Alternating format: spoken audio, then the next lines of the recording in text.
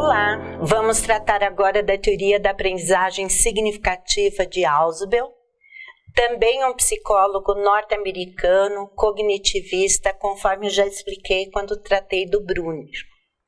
Mas quero começar esse novo assunto contando um episódio que aconteceu certa ocasião em que Dewey estava visitando uma escola e fez a seguinte pergunta a um grupo de alunos: o que vocês encontrariam se cavassem um buraco muito profundo dentro da terra? Como ele não recebeu resposta, repetiu a pergunta, mas o que obteve foi um grande silêncio e olhares perplexos. A professora então advertiu Dewey, dizendo que ele tinha formulado mal a pergunta. Ela então dirigiu-se às crianças e perguntou: qual é o estado do centro da Terra? Imediatamente os alunos responderam em coro: estado de fusão ígnea. O episódio que eu acabei de contar para vocês mostra que não houve aquilo que Ausubel denomina de aprendizagem significativa, e sim uma aprendizagem mecânica. Mas como nós podemos saber disso? É fácil, prestem atenção. Ausubel nos explica que a aprendizagem significativa exige do aluno um comportamento compreensivo que é denominado como tradução. A tradução não se refere aqui a passar para outra língua, mas a comunicar a sua aprendizagem organizando-a numa outra linguagem, ou seja, utilizando palavras próprias. Isso não ocorre na chamada aprendizagem mecânica, porque nesse caso o aluno repete a forma de organização que o professor fez ou como está definida lá no livro didático. A aprendizagem significativa requer a organização e a integração do conteúdo na estrutura cognitiva do sujeito e somente se torna significativa quando uma nova informação se relaciona com um aspecto relevante da estrutura de conhecimento do indivíduo. Eu gosto muito de dar um exemplo bem simples quando preciso que compreendam o que é uma aprendizagem significativa. O exemplo é o seguinte: um professor perguntou aos alunos na prova: o que é solo? A maioria dos alunos respondeu: solo é a camada superficial que recobre a superfície terrestre. E está certo, é isso mesmo. Entretanto, o Joãozinho escreveu lá na sua prova: solo é o lugar que nós vive, nós planta e nós colhe. Pergunto então a vocês: em qual dessas respostas podemos ter a certeza absoluta que o aluno entendeu e sabe o que é solo? A resposta do Joãozinho, não é? Por quê? Porque ela está traduzida para palavras e experiências próprias do Joãozinho, que provavelmente é alguém que vive entre agricultores. A primeira resposta, solo é a camada superficial que recobre a crosta terrestre, a superfície terrestre, embora esteja correta, não nos dá certeza, porque não está traduzida na linguagem e na experiência dos alunos. Por ser repetida igualzinha ao que o professor definiu, essa resposta evidencia uma aprendizagem mecânica.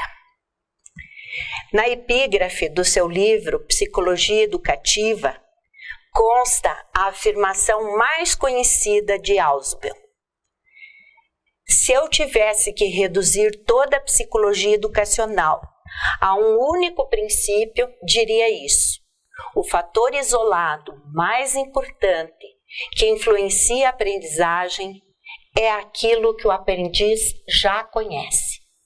Descubra o que ele sabe e baseie nisso os seus ensinamentos. Vejam vocês, esse princípio indica que é preciso partir do sujeito que aprende para ajudá-lo a aprender, a compreender o mundo e a si mesmo. Por isso, é importante levar em conta o que o aluno já sabe, e que por essa razão é o fator mais importante no processo de aprendizagem. Segundo Ausubel, haverá aprendizagem significativa quando a nova informação se relaciona com conceitos pré-existentes na estrutura cognitiva do aluno. Esses conceitos relevantes pré-existentes são chamados por Ausubel de subsunsores. São eles que permitem a ancoragem de uma nova informação. Como resultado da ancoragem, o próprio subsunsor é modificado e diferenciado. Para que a aprendizagem ocorra, 2 aspectos devem ser atendidos. Um é a substantividade. A substantividade significa que a relação entre o material a ser aprendido e a estrutura cognitiva não deve se dar ao pé da letra. Ou seja, a relação não se altera se símbolos diferentes, mas equivalentes, forem usados. E a não arbitrariedade. A não arbitrariedade significa que a relação do novo item com a estrutura cognitiva não deve ser ao acaso, mas feita de modo intencional para permitir a ancoragem com os subsunsores específicos. Então, na aprendizagem mecânica, isso não acontece, porque não há interação entre a nova informação e aquela já armazenada. O conhecimento que é assim adquirido fica arbitrariamente distribuído, como se ficasse solto na estrutura cognitiva, sem ligar-se a conceitos subsunsores específicos. Normalmente se dá ao pé da letra, não trazendo consigo a aquisição de significado. Há apenas memorização de definições, de fórmulas, de leis e de conceitos. Não há uma verdadeira compreensão. Ausubel chama atenção para algumas razões que podem justificar a preferência dos alunos pela aprendizagem mecânica. Por exemplo, práticas de professor que não aceitam respostas substancialmente corretas, mas que não sejam literalmente repetidas como foi ensinado. Outra, experiências de fracasso anteriores numa dada disciplina podem provocar uma certa ansiedade e o aluno não acredita na sua capacidade de aprender significativamente. E terceiro, para alguns alunos parece ser mais fácil criar uma falsa impressão de haver entendido, retendo na memória algumas palavras, do que tentar compreender o significado. De acordo com Ausubel, pode-se conseguir a aprendizagem significativa tanto por meio da descoberta como por meio da recepção. O papel da escola e do ensino seria justamente articular aquilo que o sujeito já conhece com os novos conhecimentos e conceitos que lhe são apresentados. Segundo Ausubel, há 2 formas de chegarmos à aprendizagem, por recepção e por descoberta. Na aprendizagem por recepção, o conhecimento é apresentado ao aprendiz em sua forma final. Na aprendizagem por descoberta, o conhecimento deve ser descoberto pelo aprendiz. Depois da descoberta, a aprendizagem é significativa se o conteúdo ligar-se a conceitos subsunsores, ou seja, aqueles conceitos relevantes que já existem na estrutura cognitiva do aluno. É esse agir mental do aluno que caracterizará a aprendizagem como significativa ou mecânica. Se o aluno relacionar o conteúdo com o que já é sabido, ocorre a aprendizagem significativa. Se o aluno tenta apenas memorizar, seja através da descoberta ou recepção, nós temos a aprendizagem mecânica. Ausubel também nos explica que as pessoas têm uma organização cognitiva que se baseia numa estrutura conceitual que é hierárquica e na qual os conceitos mais gerais ou mais inclusivos englobam conceitos menos gerais, menos inclusivos.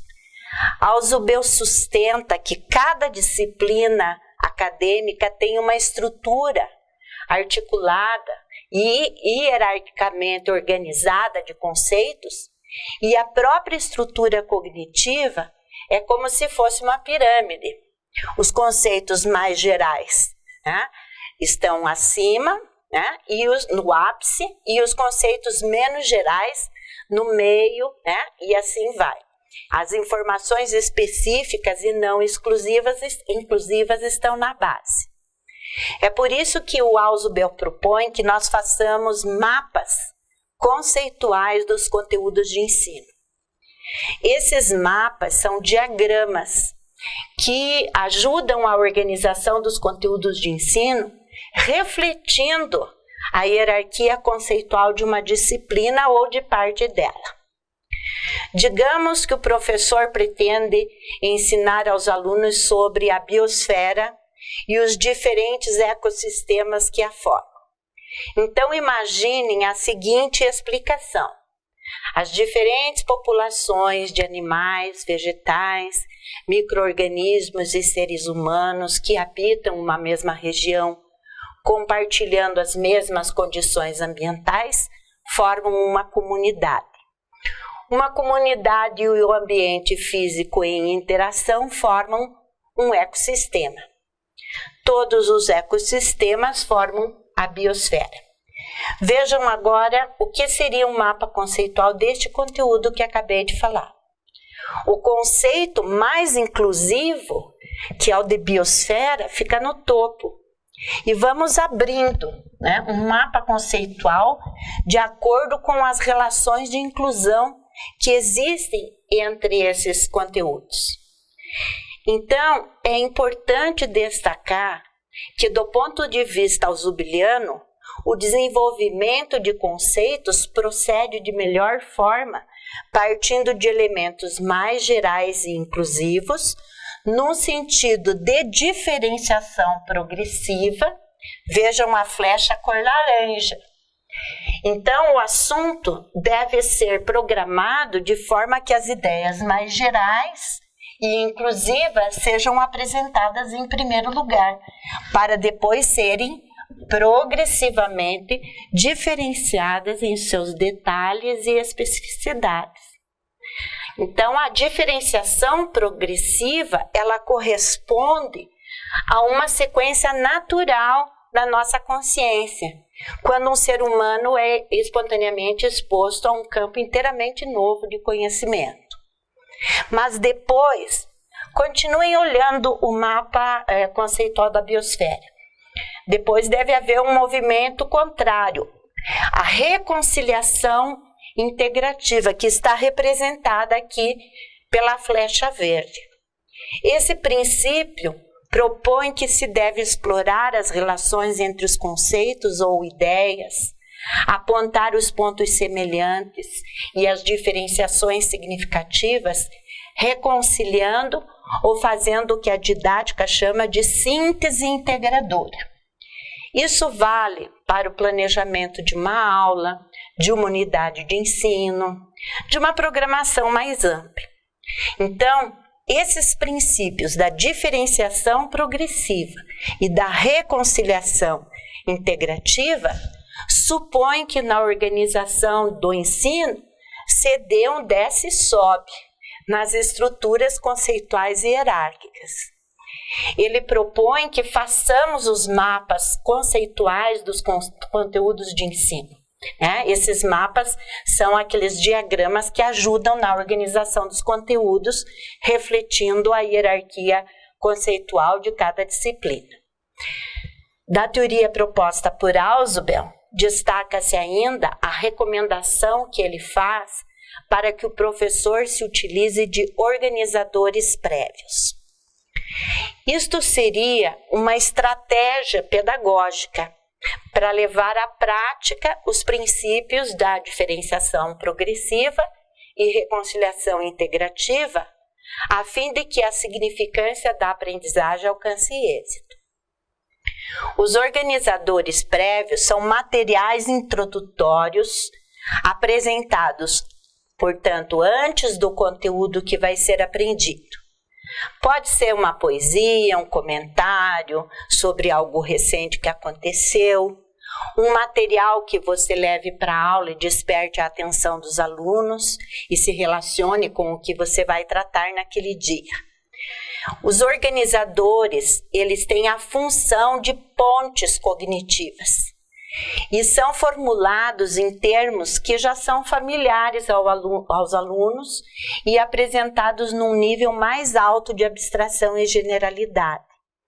Então, os organizadores consistem em informações amplas, genéricas, que servirão como pontos de ancoragem para ideias mais específicas que virão no decorrer de um texto didático ou de uma aula. Os organizadores podem revestir-se de formas variadas. Pode ser uma afirmação, um parágrafo descritivo, uma pergunta, uma demonstração ou até mesmo um filme. Pode ser uma sentença ou uma unidade que precede outra dentro do programa. Contudo, é importante reafirmar que o organizador é uma ideia geral, bem ampla, que precede o conteúdo. Nessa videoaula, eu utilizei como organizador prévio a história contada pelo Dewey, lembram? A importância dos organizadores ou dessas pontes reside em fornecer um quadro de referência para o aluno poder integrar as novas informações que serão estudadas mais adiante. Ele deve ser claramente entendido e continuamente relacionado com o conteúdo que ele está organizando.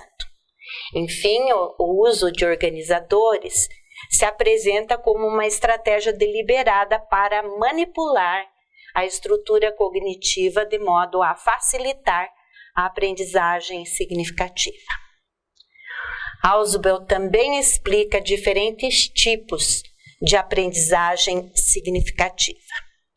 A aprendizagem de representações é a aprendizagem de símbolos, geralmente palavras, e o que eles representam, os referentes, os objetos, os eventos, os conceitos. Esse é o tipo mais básico de aprendizagem significativa, e do qual os outros dois tipos dependem. Por exemplo, se houve a palavra mesa, na presença de uma mesa, une o símbolo verbal ao objeto físico mesa, formando uma representação mental de mesa.